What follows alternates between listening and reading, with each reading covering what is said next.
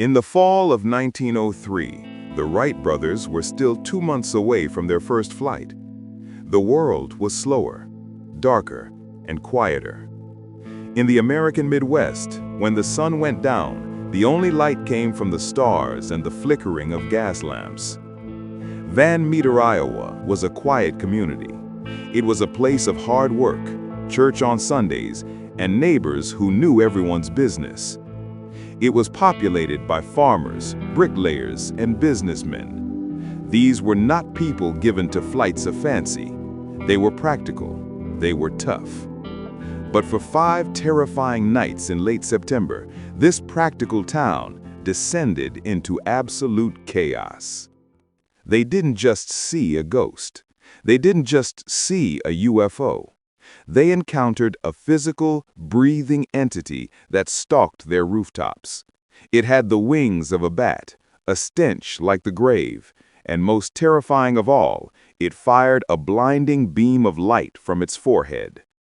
This is the true story of the Van Meter visitor, the only time in American history where an entire town formed a posse to go to war with a monster.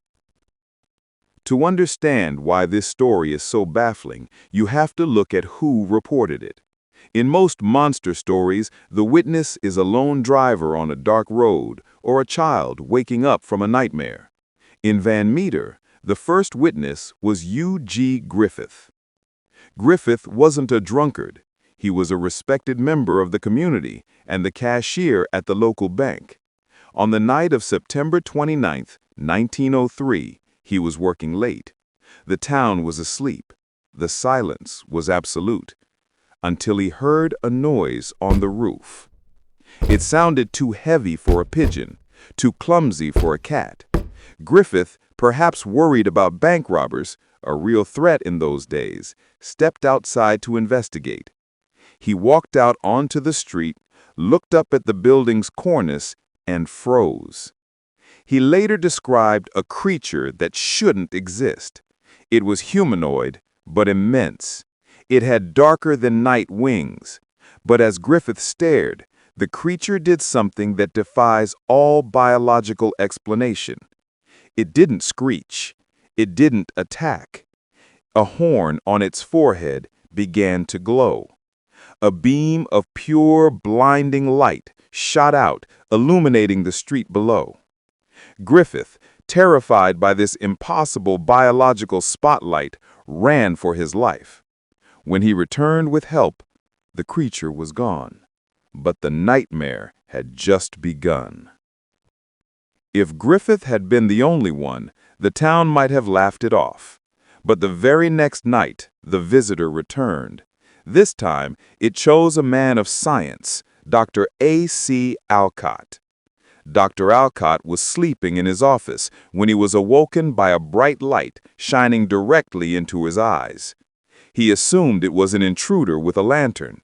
He grabbed his revolver and ran outside. But there was no man holding a lantern.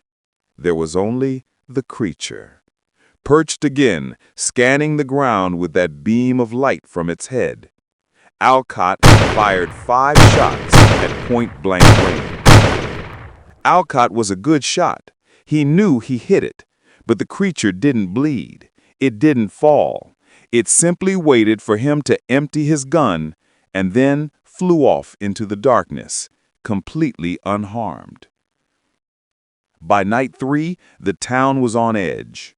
The local hardware store owner, O.V. White, was standing guard. He saw something resting on top of a telephone pole. In the moonlight, he thought it was a man, maybe a burglar preparing to cut the wires.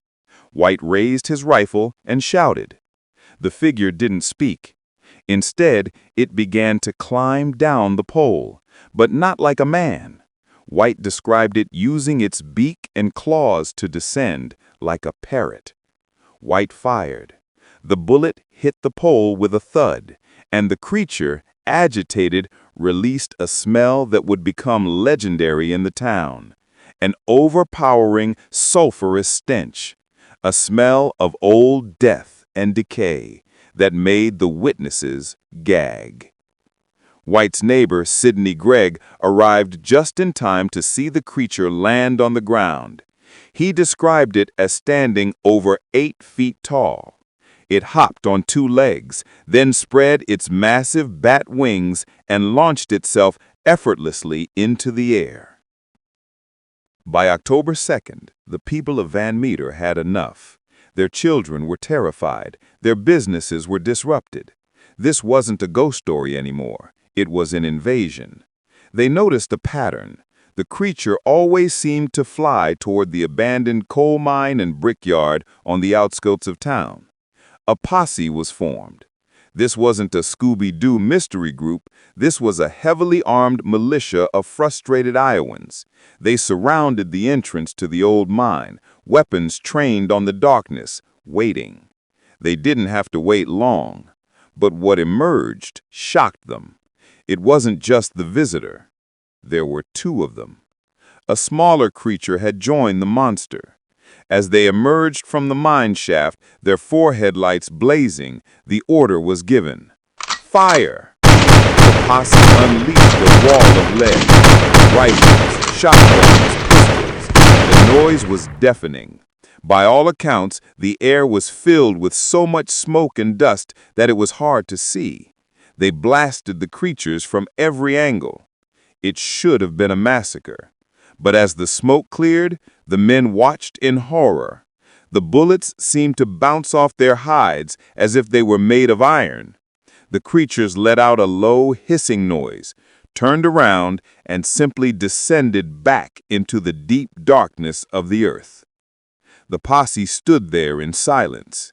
They had brought enough firepower to stop a bear or a bank robbery crew, and they hadn't even scratched it. The next morning, the town boarded up the mine shaft. The Des Moines Daily News ran the headline, "Monster Visit. Van Meter Terrorized by Winged Creature." And then it stopped. After the shootout at the brickyard, the visitor was never seen again. It vanished as quickly as it had arrived. So, what was it? For over 100 years, researchers have tried to crack the case. Some cryptozoologists suggested it was a relic pterosaur, a thunderbird. The description fits the wings and the claws, but pterodactyls don't have searchlights on their heads, and they certainly aren't bulletproof. Skeptics argue that bank robbers created a mechanical scarecrow with a lantern to terrify the town so they could rob the vault. But remember, U.G. Griffith, the bank cashier, was the first to see it. If it was a distraction, why scare the one guy who has the keys? And how do you make a puppet fly away from a firing squad? This is the most popular modern theory. The glowing light on the forehead, the immunity to bullets, the sulfuric smell, which is reported in hundreds of UFO encounters. Did an alien craft crash or land in that mine, and were the occupants trying to repair it while the town shot at them? Today, Van Meter is a quiet suburb of Des Moines. The mine is long gone, sealed up and buried under decades of soil. There is even a Van Meter Visitor Festival held every year, celebrating their local legend. It's easy to laugh at old stories. It's easy to say it was mass hysteria or swamp gas. But you have to ask yourself, why would the bank manager lie? Why would the doctor lie? Why would the hardware store owner waste his ammunition shooting at a shadow? Something was in that mine, something that watched them with a light of its own. And for all we know, deep beneath the Iowa soil, it might still be there. What do you think really happened in 1903?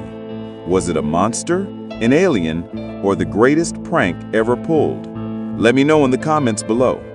If you enjoyed this dive into the briefcases of history, please hit that like button. It helps the channel more than you know. And subscribe for more stories that the history books tried to forget. I'll see you in the next one.